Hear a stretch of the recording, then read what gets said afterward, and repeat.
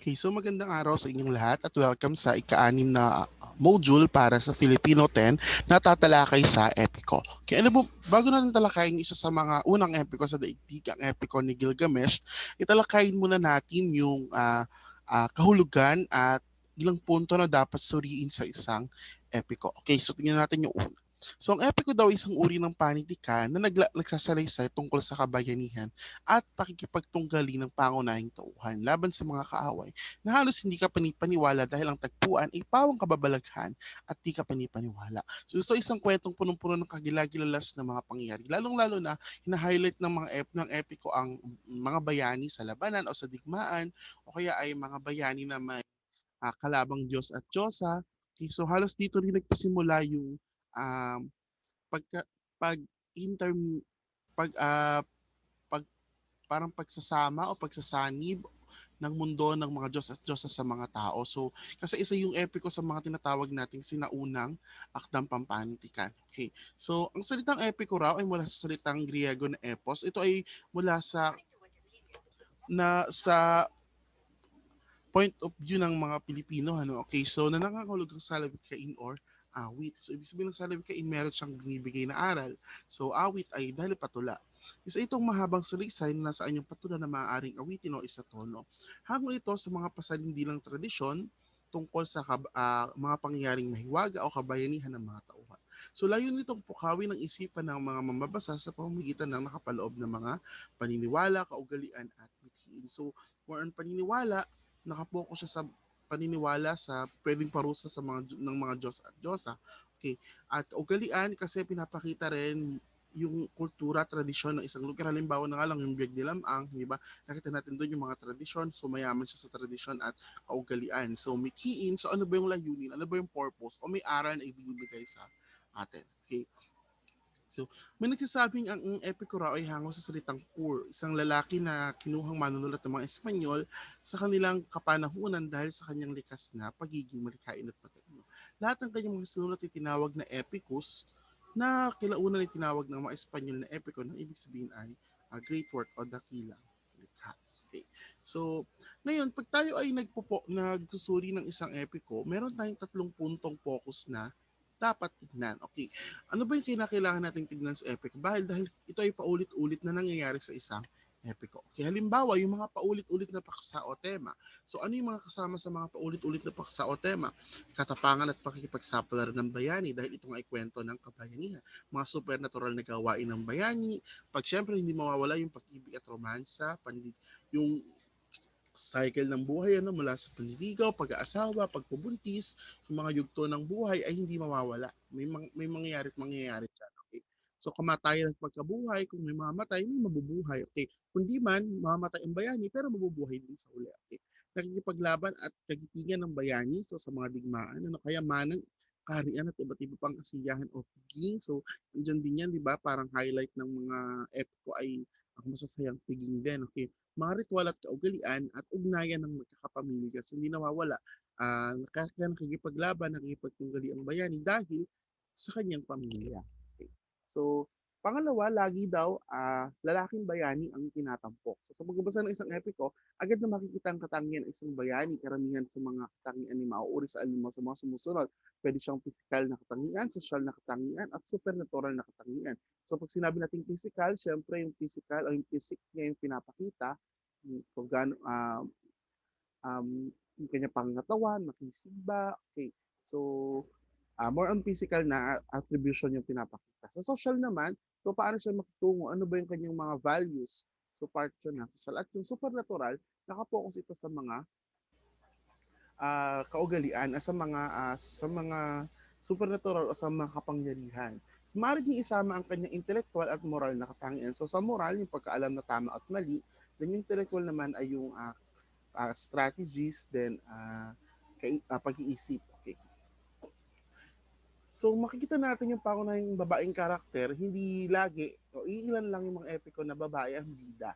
Halimbawa na lang dyan yung bida sari. Ano. Pero maraming epiko, karaniwan ay lalaki ang bida. Pero mga babae, anong karaniwang role? Ang pangunahing babaeng karakter ay kadalasang babaeng iniibig ng bayani o maaari rin namang tumutukoy rito ang kanyang ina. So yung mga kaibigan ng pangunahing tauhan, karaniwan ay lalaki din. So babae, karaniwan ang kanilang role ay asawa o kaya ay ina. So sa pagkatradisyon at nakakahon pa rin yung katangian o karakter ng babae. So siguro isa sa mga kumawala nga dyan yung Bidasari.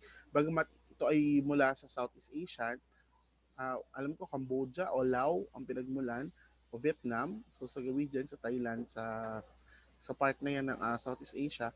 Okay, so makikita natin yung mga babae ay halos mga babae yung bida dun sa Bidasari. So, ngayon tignan naman natin at kumuha ko, nagsiliksik ko ng ilan sa mga dakilang epiko sa daigdig. So, yung mga epikong ito, hindi naman natin hindi babasahin lahat, pero gusto ko lang ang sabihin dito, gusto ko lang ipabatid sa atin na napakarami ng dakilang likhang epiko sa daigdig. Kasi nga ang epiko isa sa pinakaunang anyo ng panitikan. At pag sinabi natin epiko, syempre, hindi mawawala dyan yung mga makakaluraning epiko. Okay? Bagamat may mga kinuha rin ako na mula sa Asia. So tignan natin. Una-una yung tinatawag na Iliad. Siyempre, ayoko lang masyadong spoil yung Iliad tsaka yung Odyssey kasi alam ko pag-aaralan niyo ito sa Greek mythology sa third quarter at fourth quarter ng English 10. Okay. So inilalarawan sa Iliad ni Homer ang huling taon ng Trojan War na 10 taon na nagaganap, ang digmaan sa pagitan ng mga Grego at mga Trojans ng Troy. Pininiwala nga isulat ito noong ika-13 siglo BCE.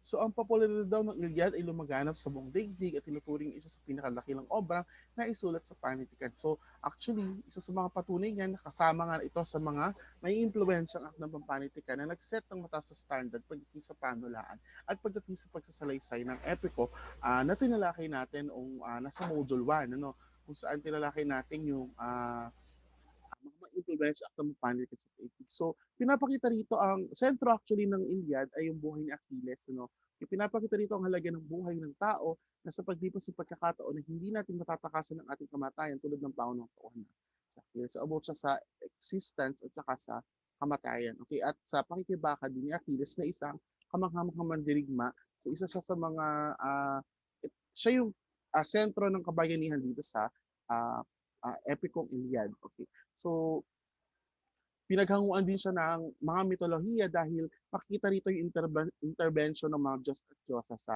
Iliad. Okay. Siyempre, yung pangalawa, Odyssey. So, ang Odyssey naman ay tungkol sa paglalakbay ni Odysseus pabalik sa Ithaca o pauwi ng Ithaca. So, sinunod dito sa Epic and Homer ang mahabang paglalakbay pauwi Ithaca ni Odysseus matapos ang Trojan War.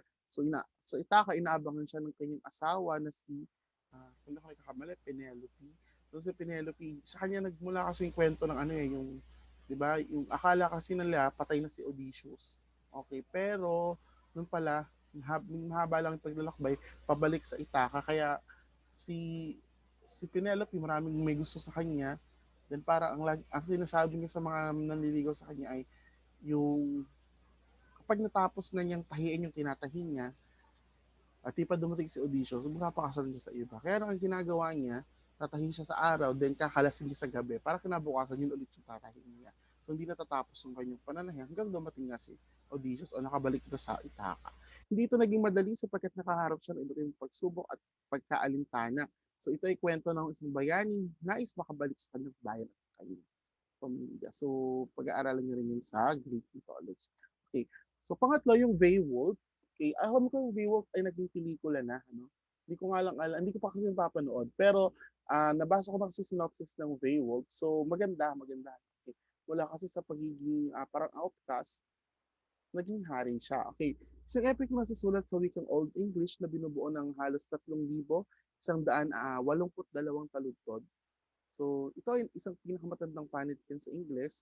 Hindi malaman kung sino ang nagsulat. Okay. So, nakatuon ang Beowulf sa kwento syempre ni Beowulf. Okay. Na isang bayani ng Geats na nakatira sa Gotland. Okay. Sa Sweden. So, pinagkalooban si Beowulf ng mga Geats ng isang halimaw. So, pinagtanggol niya ito sa kagubatan na laging gumagambala sa Gotland.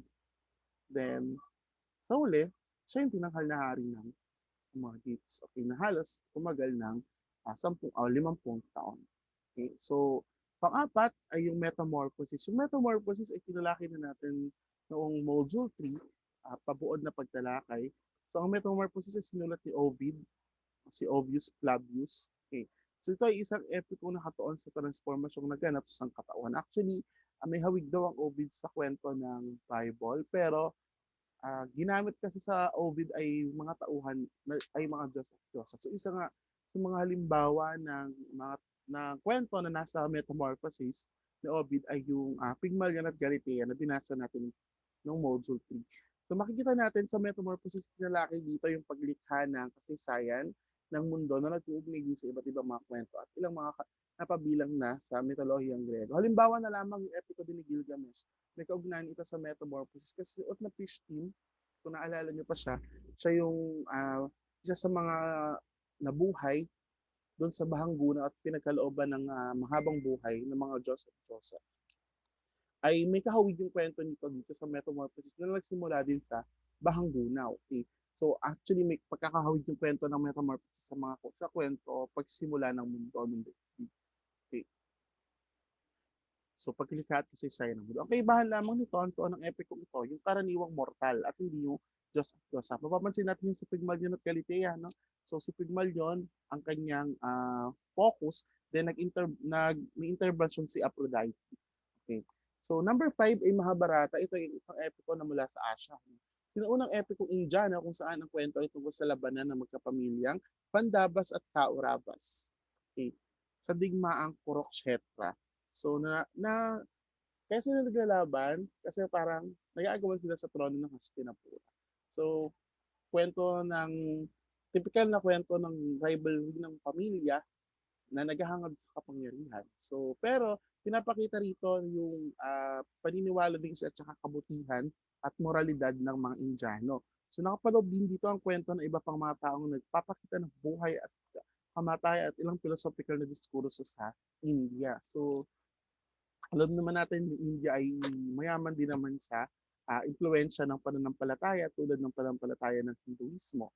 So sa philosophical na pananaw, makikita natin na yung filosofiya kasi ng Hinduismo, sa sobrang maimpluwensya niya, hindi lamang sa India ito nanatili, kundi kumala sa iba't ibang dako ng mundo. At marami rito ay naimpluwensyahan ang maraming bansa na halos malapit din sa India. So si Vyasan, isa ring tauhan sa Epicos. So, ito yung pagkakaiba. No?